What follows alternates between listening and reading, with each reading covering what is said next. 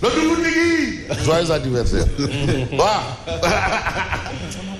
Voilà. Oui. Ouais, Fabrice, en transition. Après, on va prendre Abadjata. Parce que lui, vraiment, avec sa moto là. Oui. Est-ce que moto n'est pas nous? Bon, bref, on commence par tribune. Et aujourd'hui, à la une de tribune, on a.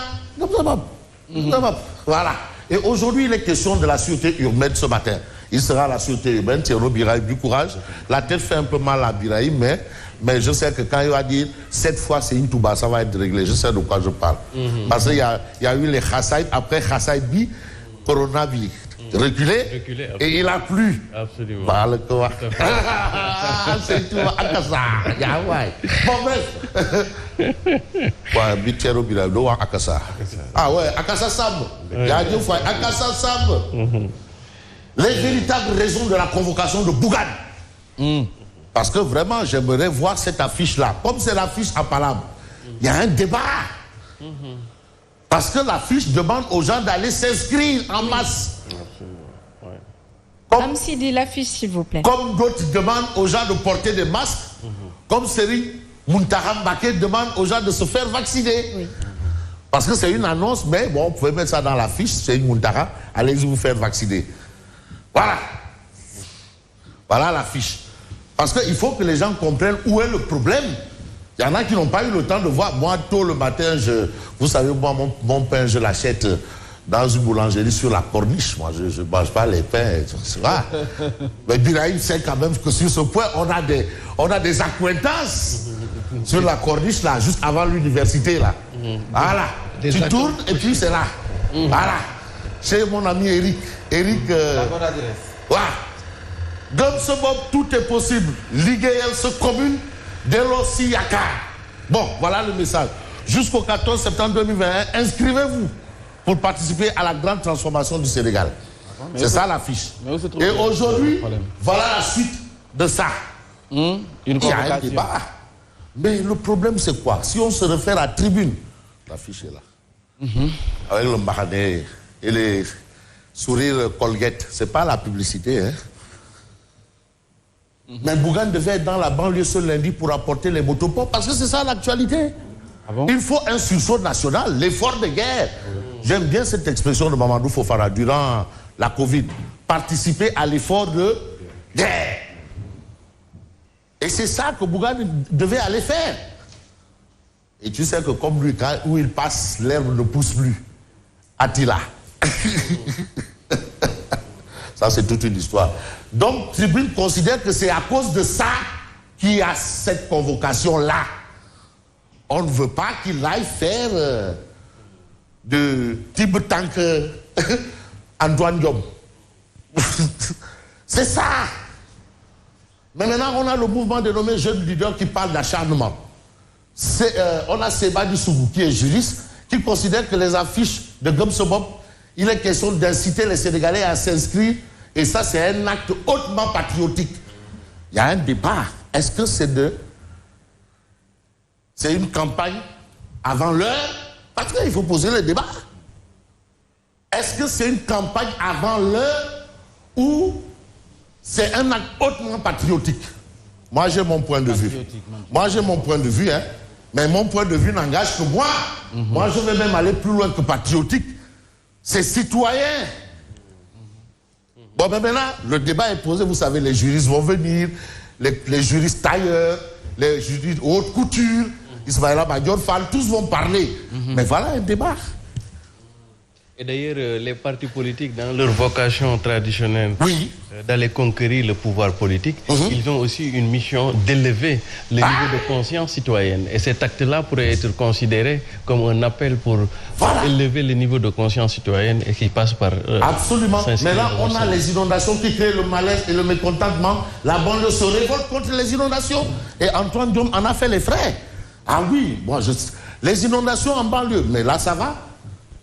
Bon, ça, c'est le Sénégal qui est en quart de finale et qui a battu le tenant du titre, le champion en titre, la Pologne. Beach soccer. Ouais, beach soccer. Très bien. Le Portugal, le Sénégal. Waouh. Bon, d'accord. On a Vox Populi, justement, qui est avec Alioune Fall, grand débatteur de son État à l'époque, Neysan. Ministre conseiller du président de la République, qui considère que les inondations sont un problème mondial à l'image de la Covid-19. Peut-être qu'il se réfère à ce qu'on a vu en Allemagne. Bon, c'est pure illusion. Et là, je vais m'adresser à Birahim Touré. C'est pure illusion de prétendre les éradiquer. Nous n'avons pas réussi ce que nul autre n'a réussi nulle part. Aveu d'échec. Et aveu d'impuissance. Mais comparaison n'est pas raison. On ne peut pas comparaître l'Allemagne, la Belgique. Et ils ont plus de moyens. Ils ont plus de moyens. Non seulement plus de moyens, mais attention. Les inondations en Allemagne sont dues à un trop-plein d'eau dans les cours d'eau comme le Rhin. Oui, le Rhin est sorti de son lit. Ouais. C'est le cas également pour la Belgique. C'est le cas également pour le Japon, où ce sont des cours d'eau qui ont eu un trop-plein d'eau et qui ont déversé ce trop-plein dans les rues et ruelles de ces différents quartiers qui ont été inondés. Mais ce n'est pas le cas au Sénégal. C'est-à-dire là, les gens sont allés habiter dans des zones non naïfificatives. Non, ce sont des zones... Il y a aussi un problème.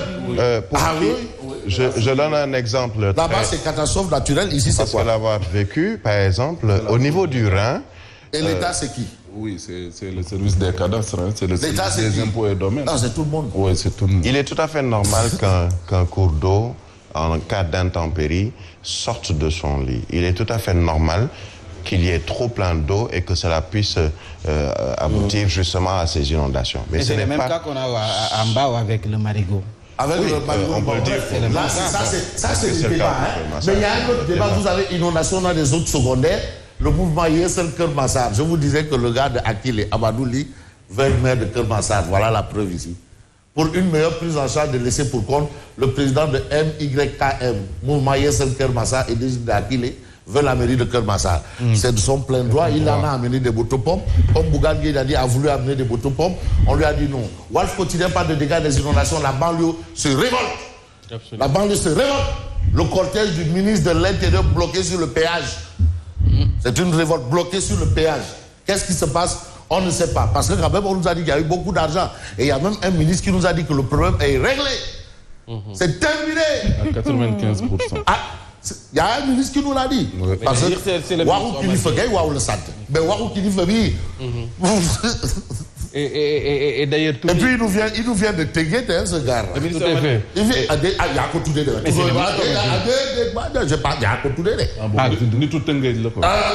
Non, celui qui a cité un nom, moi je n'ai pas cité le nom. Fabrice, tout est dans le mot. Quand le président dit « dites-moi la vérité, je ne veux pas d'embellie quoi. Quand ça ne marche pas, dites-moi que ça ne marche pas. » Alors, président, ça ne marche pas. Encore de l'argent. Mais par rapport au président de la République, j'ai envie de prendre le journal Direct News, inondation, les Sénégalais inquiets. Le président Macky Sall doit s'adresser à la nation.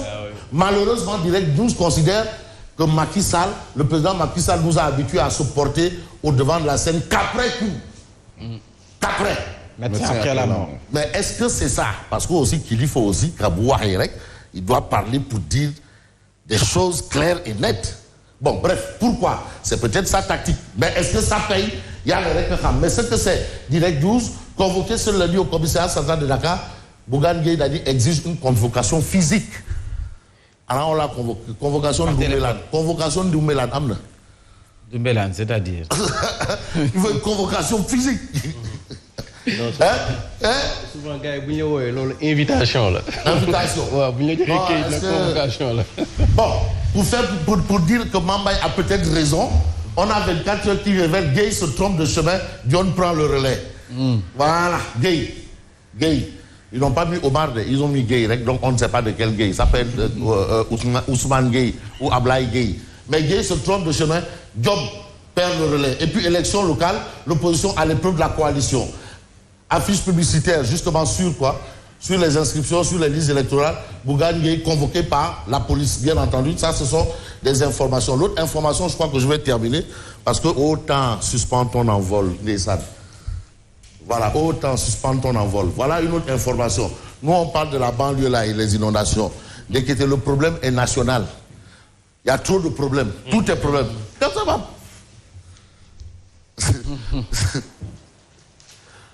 Non, c'est que qui mais il a déjà de la cheveux, les poils. Mais maintenant, qui est sur cette carte-là?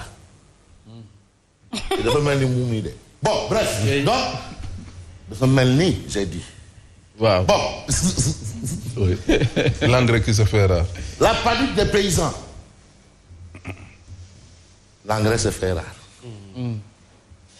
Dans la banlieue, il y a les inondations. Il y a eu 15 milliards avec plan de lutte avec l'argent.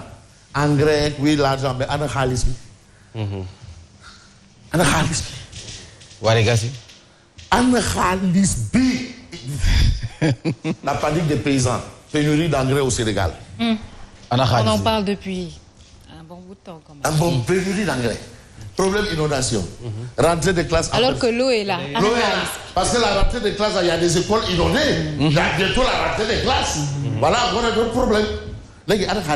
Et d'ailleurs, c'est insensé pour un pays qui dispose des industries chimiques de ne pas avoir des engrais. C'est vraiment manquer d'ambition. En tout cas, le Maroc avec nos CPI.